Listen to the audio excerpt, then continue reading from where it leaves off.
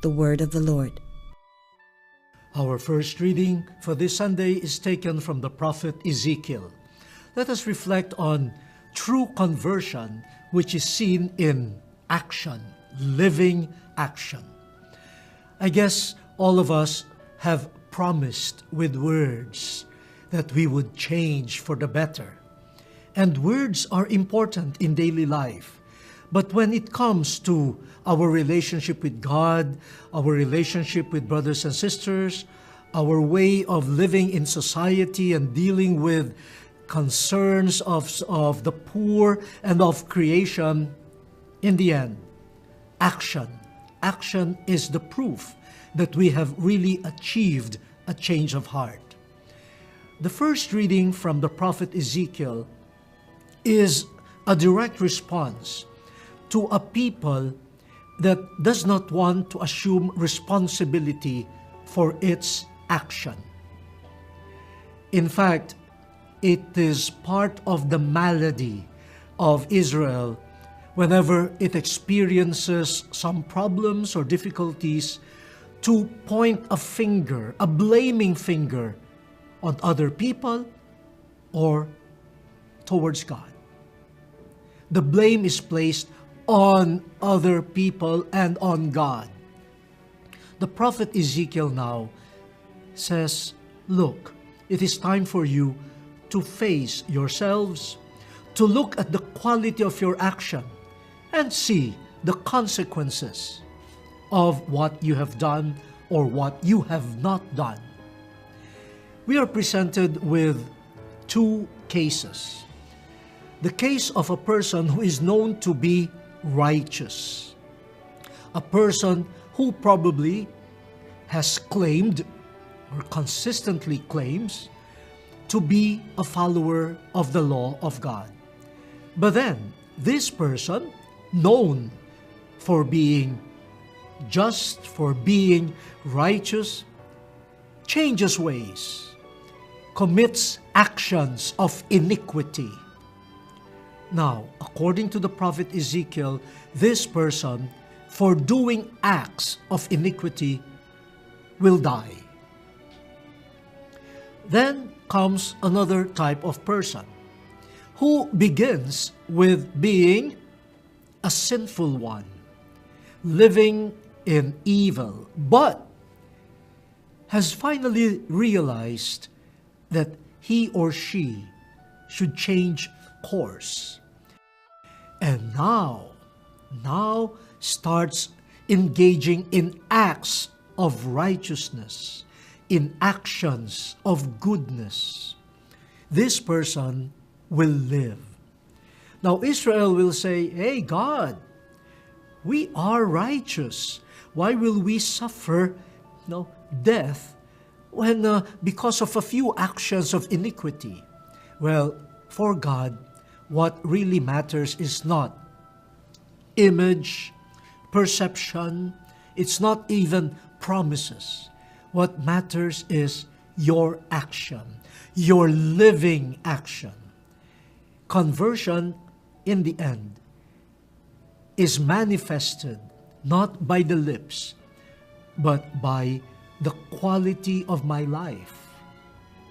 So the fairness of God, the justice of God, demands that we change course, we change our actions, we engage in a life that is in keeping with the righteousness that we profess.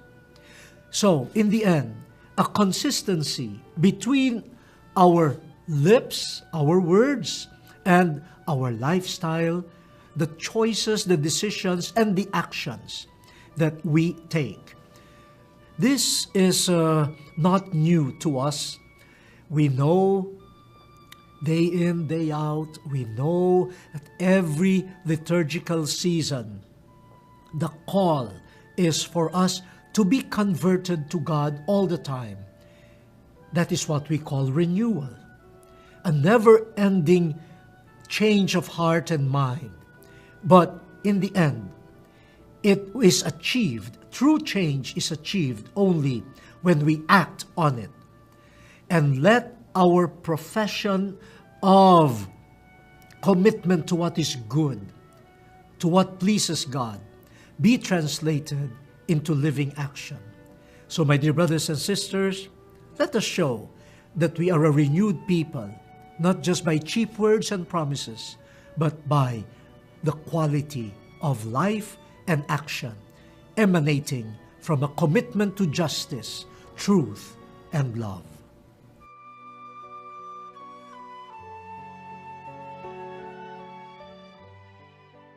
The Word of the Lord. Our second reading for this Sunday is taken from the letter of Paul to the Philippians. We have been reflecting on conversion which is shown in action.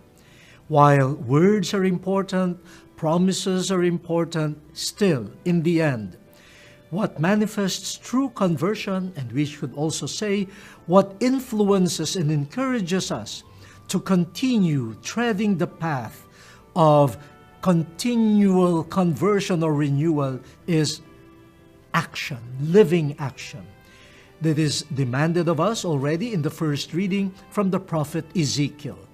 Now, in St. Paul, we find a very concrete need in the community, a call to conversion. Why?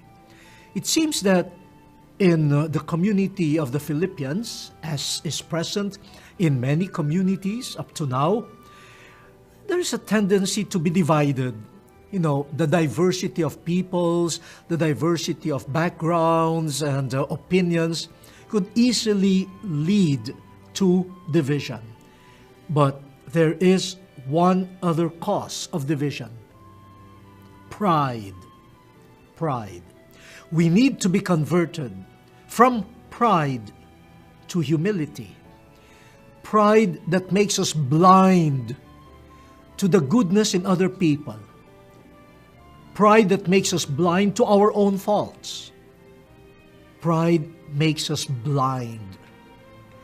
And so when a person is so consumed by pride, that person starts sowing seeds of division. And St. Paul calls for a specific type of conversion. Do not think of yourself as superior to others. Always look at others with the realistic regard that this person is also gifted or maybe superior to me.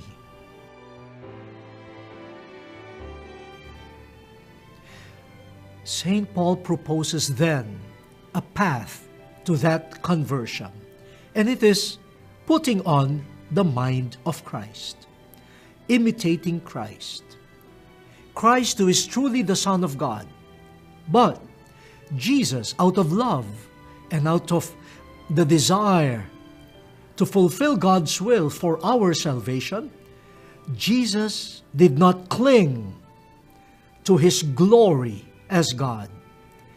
What is this glory of the Son of God? Well, as God, he is entitled to rights. He is entitled to prerogatives. He is entitled to our affirmation, to our adoration, and all of that. And he deserves all of those things because he is truly the Son of God. But Jesus acted on it. He emptied himself. This is done freely. This is done with love. He abandons all of these prerogatives, and in living action called humility, he became one of us.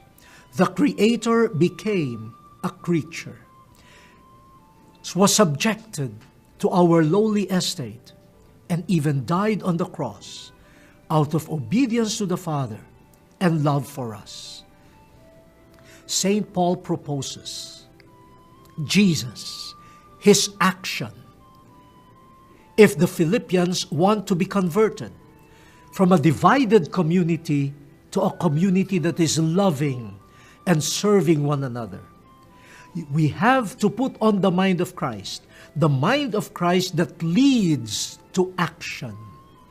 And in the end, this Jesus who humbled himself, dying on the cross, was the one exalted by God.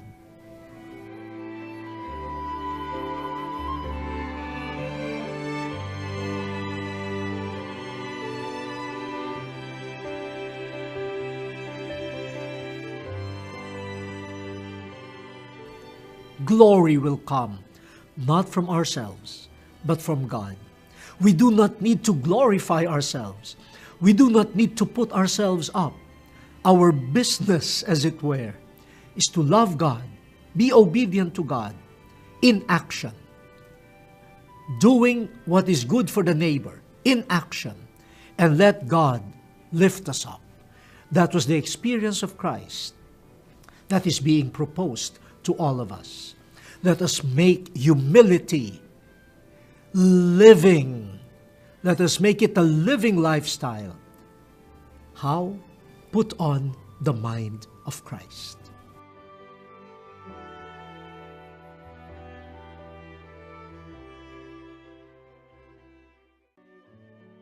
Our gospel passage for this Sunday is taken from the 21st chapter of St. Matthew.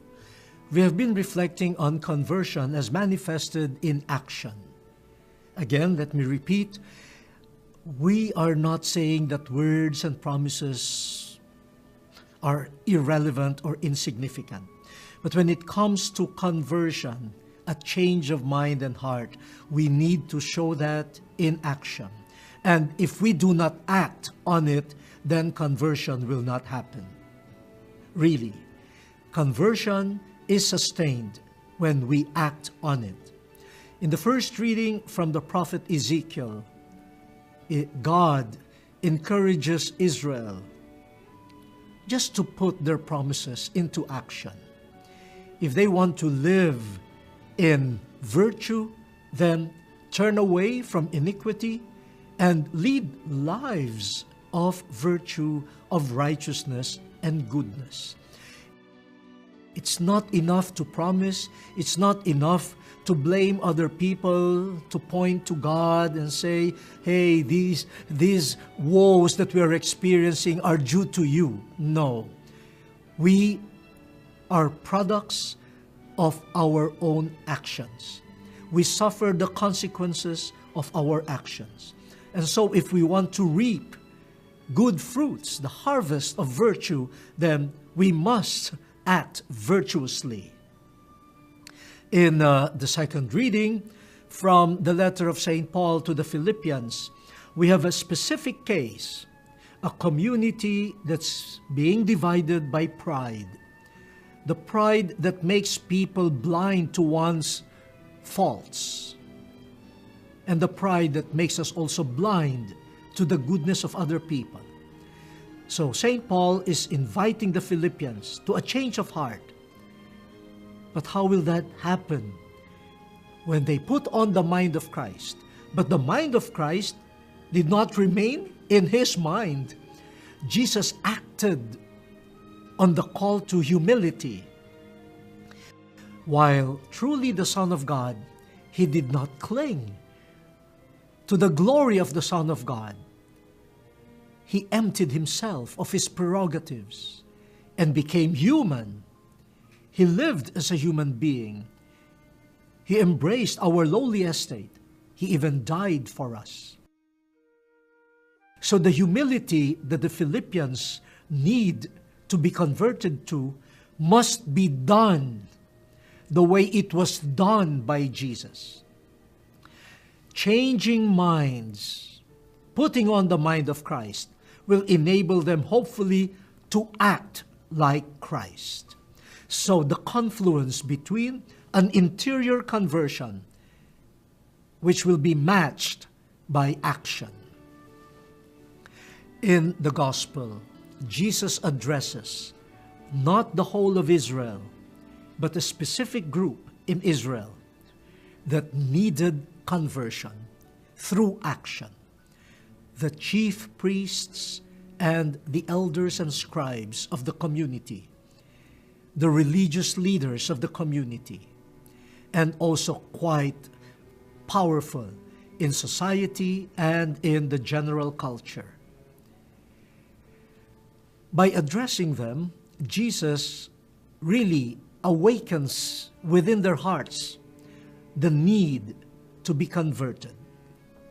He poses some sort of a parable.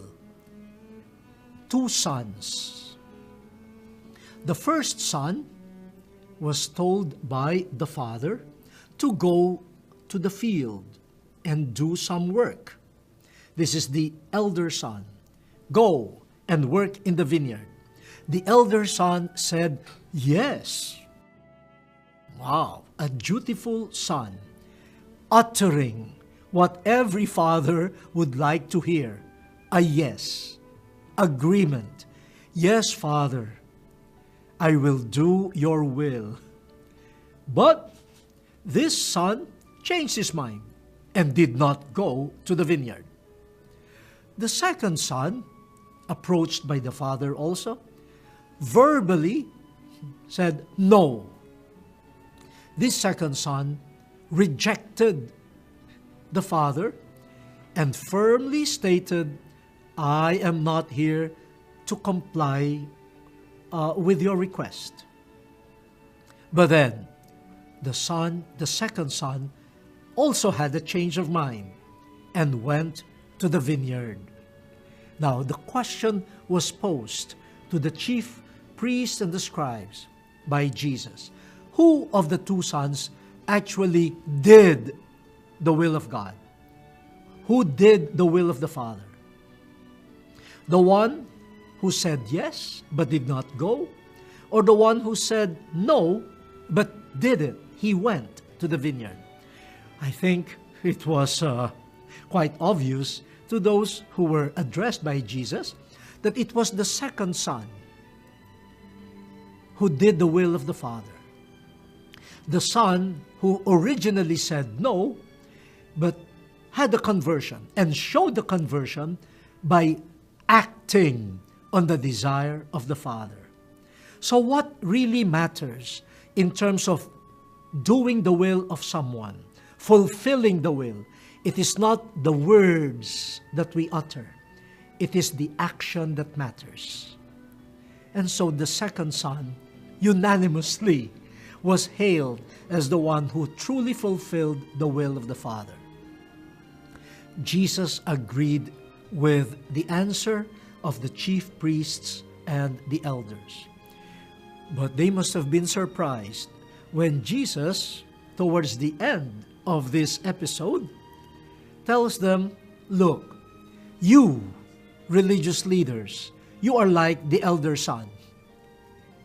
You have beautiful words. You preach to all of us how to do the will of God. But you did not put faith in John the Baptist, the one who was calling us to conversion. And you do not put faith in me. Your words are beautiful, but when I look at your action of conversion, putting faith, changing lifestyle, according to the call of John the Baptist, I cannot say you have fulfilled the will of God. Whereas the group that is similar to the second son, the tax collectors, the publicans, the women engaged in prostitution, they were like the second son who said no to God by leading lives of iniquity and evil. But upon hearing the call of John the Baptist, they changed course. They put their faith in him, and now they are living differently. So in the end, who has fulfilled the will of God? Oh, that must have angered the chief priests, those who claim to know the will of God. But in Jesus' parable, it is not just knowing up here in the head. It is not just the capacity to talk about the will of God, but it is to be tested in life and action. Am I willing to change the course of my life, leaving behind an old life, and now engaging in actions of virtue, of faith, of adherence to the will of God. Being a religious leader, I should listen to this parable and the message of the readings for today. And I am inviting, first of all, my brother priests and all the leaders of the church, all religious leaders. We can utter beautiful words about the will of God. But in the end, it is also the quality of our lives, the quality of our actions, the conformity of our actions with our words that will show whether we experience conversion. And I am appealing also to the parents of families, teachers, military and police officers, and our public leaders, public servants. We're all known for giving good advice, words, policies. But in the end, what is the quality of our lives? What is the quality of our actions? Today, we celebrate the feast of San Lorenzo Ruiz, the first canonized Filipino saint. They said that his former life was quite murky. He was probably like the second son in the gospel, who said no many times to Jesus. And they said that he went to Japan even to escape. No, that was the original motivation, to escape from the law here in the Philippines. But witnessing the call to martyrdom and heroism, there was a change of heart. And it was a change that was translated into action. If I had many lives, thousands of lives, I will offer each one of them for the Lord. Wow, what a conversion. Not just declaring that I am a Christian, but dying for Christ. The humility that St. Paul talks about in the second reading. And now this lowly Filipino was exalted and has become the first Filipino saint. Let us follow his example. The word has been exposed. Let us now fulfill it.